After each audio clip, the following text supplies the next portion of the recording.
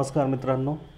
SEBI म्हणजे securities exchange of board of इंडियानी जो आहे एक आर्थिक वर्ष 2022-23मध्ये शेअर बाजारामध्ये जे इंट्राडे ट्रेड्स करणारे इक्विटी शेअर्समधले वैयक्तिक भांडवलदारांबद्दल जो आहे तो स्टडी केला होता आणि त्याचा रिपोर्ट जो आहे तो काल म्हणजे 24 जुलैला पब्लिश झालेला आहे. आणि त्याची न्यूज आता तुम्ही प्रत्येक ठिकाणी न्यूज चॅनलला, वेब पोर्टलला जे आहे ती पब्लिश झालेली आहे.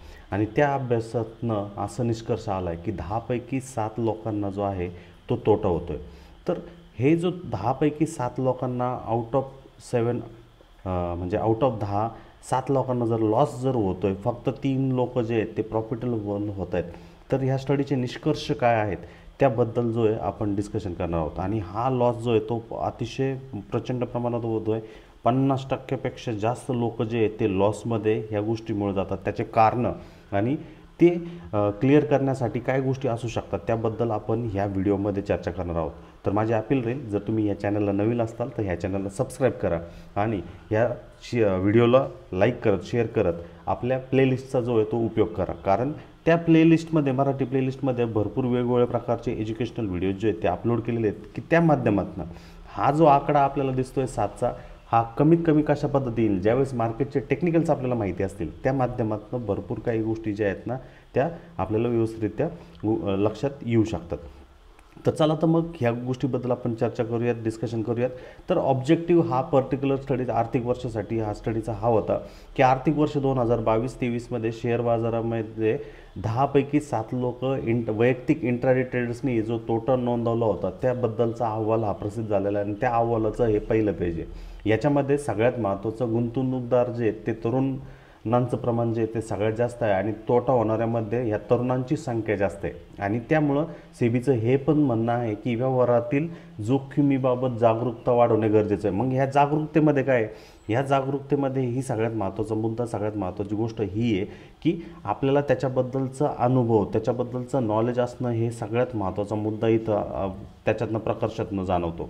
जर तुमच्याकडे अनुभव नाही आहे, अभ्यास नाही आहे म्हणजे स्टडी नाही आहे आणि तुम्ही फक्त आणि फक्त मॅन्युअली ह्या गोष्टीवरती प्रयत्न करत आहात, कुणाच्या सांगण्यावर नाही गोष्टी करत आहेत, तर तिथे प्रॉफिट होण्यापेक्षा लॉस होण्याची सगळ्यात जास्त चान्सेस जे आहेत ते त्याच्यामुळे. आणि म्हणून 7 लोक जे आहेत 10 लोकांपैकी हे लॉसमध्ये जात आहेत आणि फक्त 3 लोक जे आहेत ते प्रॉफिट करत आहेत. तर याच्याबद्दलची कारणमीमांसा ही महत्त्वाची, म्हणजे अनुभव तर आला पाहिजे, पण अनुभव येण्याकरता तुमच्याकडे तो अभ्यास असणं हे सगळ्यात महत्त्वाचा मुद्दा, सगळ्यात महत्त्वाचा पॉईंट आहे.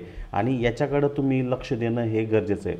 तर याच्यामध्ये काय काय गोष्टी सांगितल्या आहेत की इंडिव्हिज्युअल ट्रेडरचं पार्टिसिपेशन कशा पद्धतीनं होतं, प्रॉफिट लॉस कशा पद्धतीनं होतं, प्रोडक्ट वाईज ॲनालिसिस कसं आहे, ट्रान्झॅक्शन कॉस्ट काय, ह्या सर्व गोष्टीबद्दल जे आहे ते व्यवस्थितरित्या सांगितलेलं गेलेलं आहे. म्हणून याच्याबद्दलचा अंदाज, याच्याबद्दलचा जो अनुभव जो आहे तो आपल्याला व्यवस्थितरित्या इथे समजून घ्यायचा आहे. तर ऑब्जेक्टिव्ज ऑफ द स्टडीच्या जर हिशोबाने जर आपण कन्सिडर जर केला तर ऑब्जेक्टिव्हमध्ये हीच गोष्ट सांगण्यात आलेली आहे की ओव्हरऑल हे जे लॉस मेकर जे लोक काम करत आहेत किंवा हे जे ट्रेड करण्याचा प्रयत्न करत आहेत त्यामध्ये भरपूर काही गोष्टी ज्या आहेत ते होताना दिसत आहेत.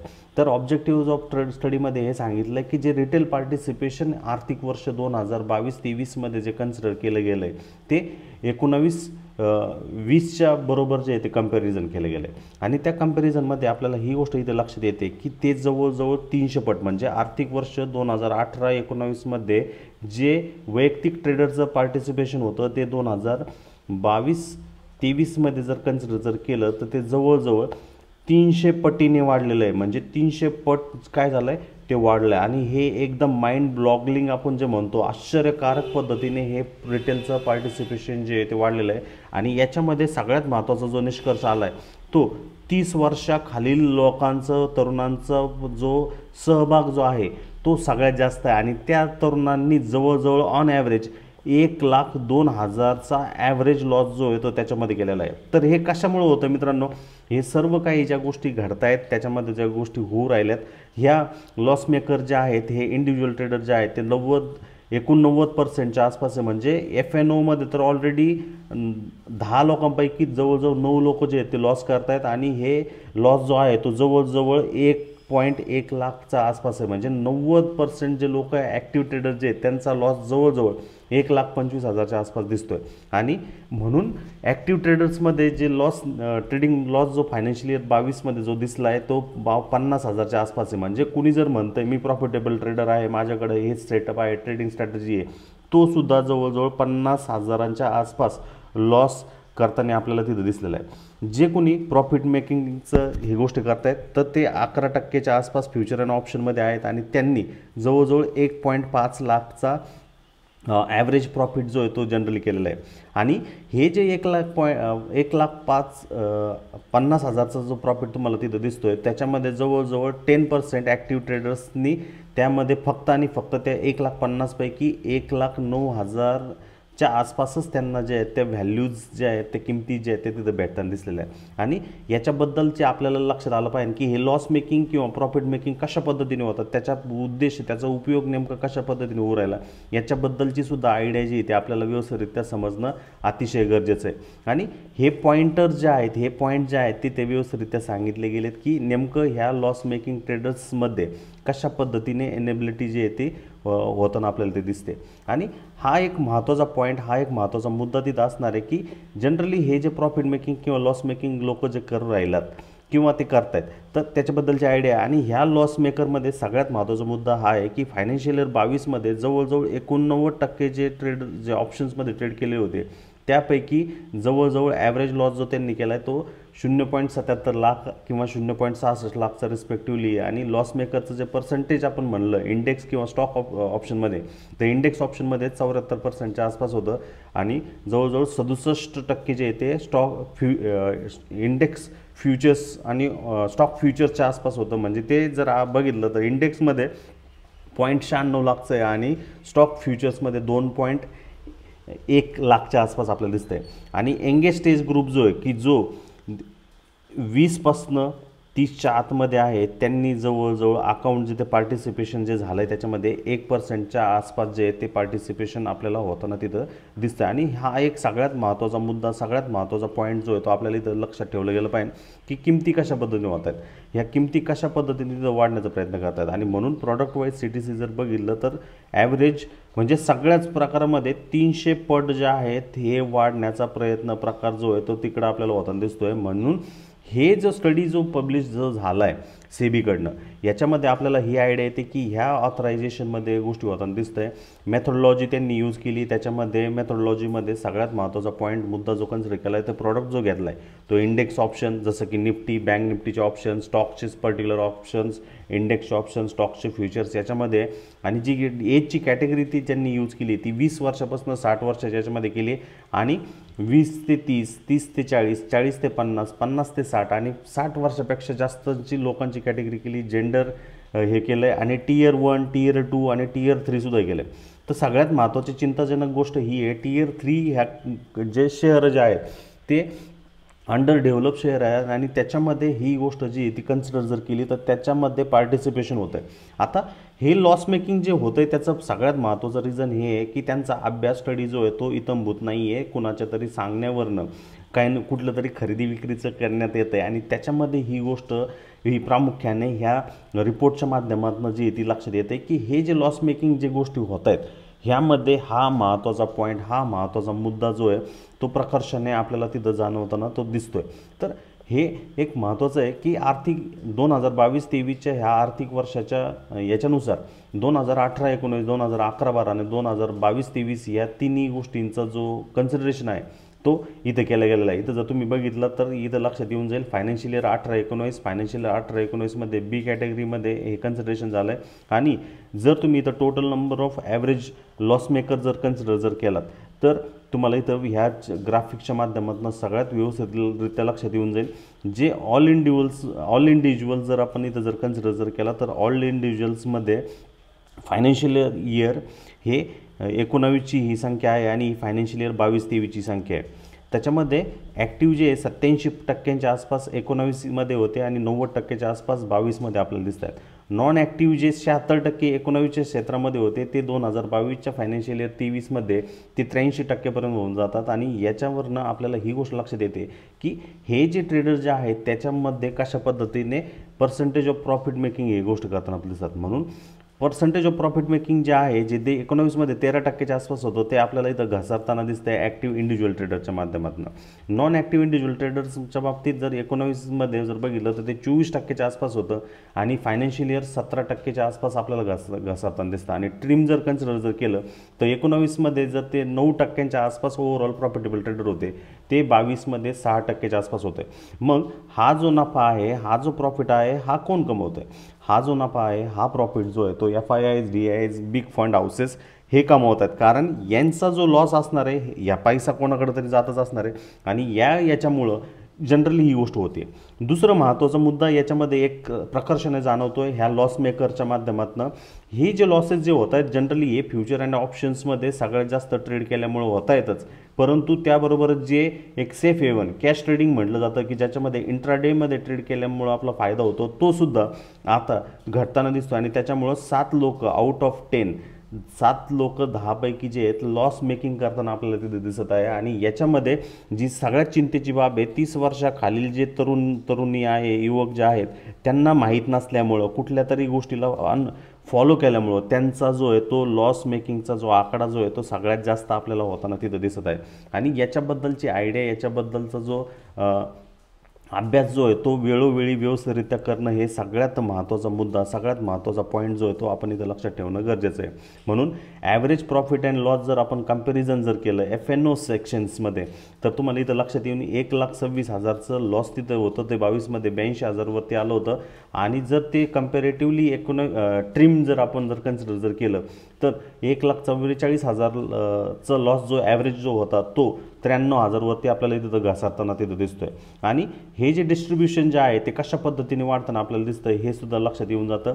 म्हणून इंडिव्हिज्युअल ट्रेडरचं जर ॲव्हरेज आपण प्रॉफिट लॉस जर बघितला तर तो फायनान्शियल इयर 19मध्ये 81,000च्या आसपास होता, तो फायनान्शियल इयर 22मध्ये 56,758च्या आसपास होताना दिसतोय. आणि त्याच्यामुळं इथं त्यांनी ऑब्झर्वेशन केलं आहे की loss makers registered loss close to 50,000 म्हणजे 50,000च्या आसपास फायनान्शियल इयर 22मध्ये त्यांनी लॉस केला आहे. आणि नेट लॉस जो आहे तो 15 टाइम्स होता नेट प्रॉफिटच्या. म्हणजे हा जो लॉस केला गेला आहे प्रॉफिट जर झाला असेल त्याच्या जवळजवळ 15 टाइम्स गोष्ट आहे. म्हणजे याचा अर्थ असा आहे की हा जो 56,000चा जो लॉस झाला याच्यामध्ये त्याला फक्त 2,000पेक्षा कमी 2 ते 3,000पेक्षा कमी असतानाचा प्रॉफिट असताना हा लॉस बेअरिंग कॅपॅसिटी म्हणजे रिस्क मॅनेजमेंट जो आहे तो व्यवस्थितरित्या त्यांनी युटिलाइज केलेला नाही आहे. आणि त्यामध्ये ह्या गोष्टी तिथं सांगितलेल्या आहेत. आणि एज ग्रुपचं पार्टिसिपेशन जर बघायचं जर झालं तर तुम्हाला इथं लक्षात येऊन जाईल की जवळजवळ जो लॉस मेकिंग कन्सिडरेशन जो झालेला आहे इथे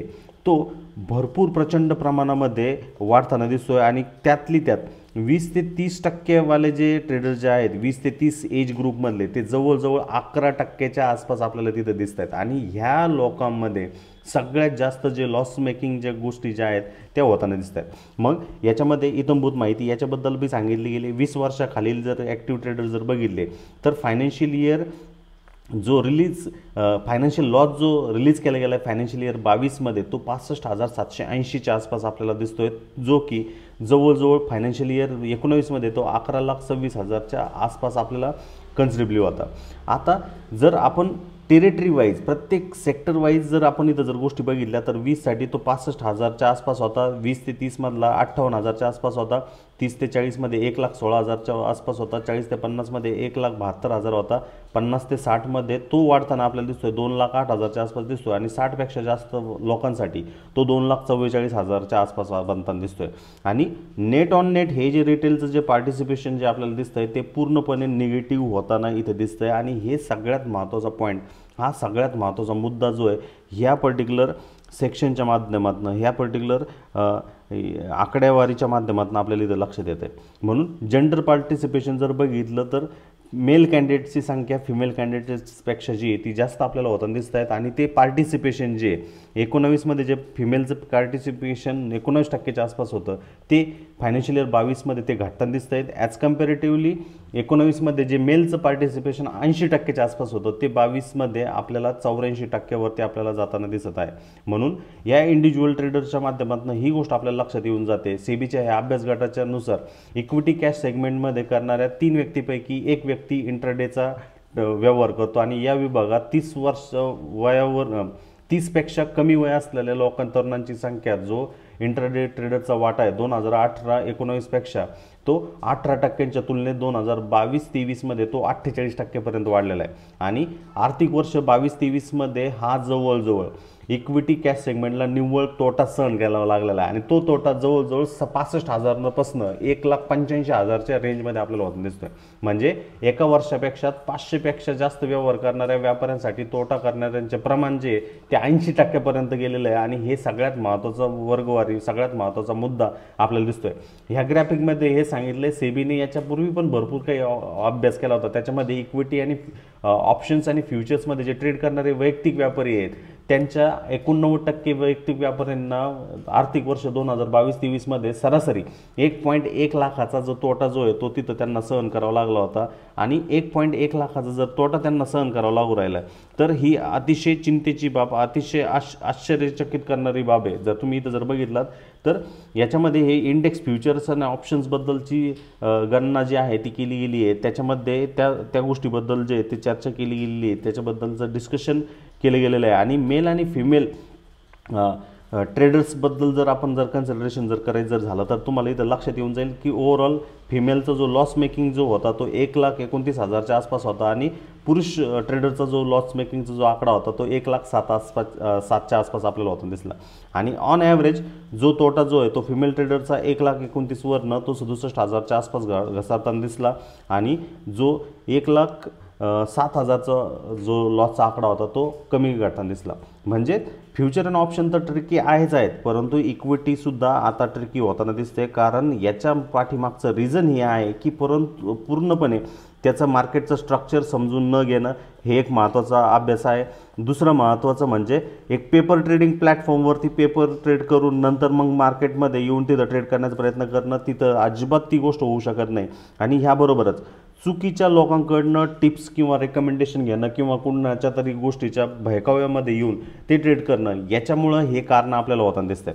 तर हे स्टडी ते वेळोवेळी पब्लिश होतच राहणार आहे मित्रांनो. पण याच्यामधनं जर मार्ग जर आपल्याला जर काढायचं जर असेल ह्या गोष्टी जर व्यवस्थितरित्या जर समजून घ्यायच्या असेल तर याच्यामध्ये सगळ्यात महत्त्वाचा जो मुद्दा इथं क्रिएट होऊ राहिला जो की एकदम महत्त्वाचा पॉईंट जो सेबी सांगू इच्छिते ह्या अभ्यासाद्वारे ह्या स्टडीद्वारे त्या माध्यमातून आपल्याला ही गोष्ट इथं समजून घेतली गेली पाहिजे की कुठल्याही क्षेत्रामध्ये उतरण्याच्या सुरुवातीला आपण त्याबद्दल इत्थंभूत माहिती घेणं गरजेचं आहे. आणि याच्याबरोबरच मित्रांनो फक्त प्रॉफिट झालं असं नाही आहे त्याच्यामध्ये ट्रान्झॅक्शन कॉस्टसुद्धा जी आहे ती भरपूर प्रमाणात वाढताना आपल्याला ते दिसत आहे. आणि हे जे ट्रान्झॅक्शन कॉस्टचा जो रेशो जर आपण बघितला तर आपल्याला इथं लक्षात येतं ती ट्रान्झॅक्शन कॉस्ट जी आहे ती टियर 2 सिटीमध्ये 24%, 26%च्या आसपास दिसतं आणि येणाऱ्या काळात आगामी काळात जी आहे ती आणखीन वाढताना दिसणार आहे.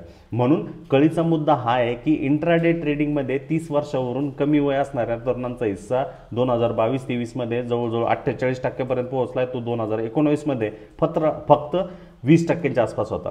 इतर वयोगटाच्या तुलनेमध्ये तोटा होणाऱ्या तरुणांची टक्केवारी जी आहे ती जवळजवळ 77% आहे आणि फ्युचर अँड ऑप्शन्समधील जवळजवळ 89% व्यापारी जे आहे ते लॉसमध्ये आणि त्यांचा ऑन ॲव्हरेज लॉस जो आहे तो 1.1 लाख रुपयांचा आहे. आणि ही सगळ्यात महत्त्वाचा पॉईंट हा सगळ्यात महत्त्वाचा मुद्दा आपण ह्या अहवालातून समजून घेतला पाहिजे. याच्यानंतर जेव्हा तुम्हाला कुठली गोष्ट ट्रेड करायची काय करायची आहे तो भाग निराळा राहील.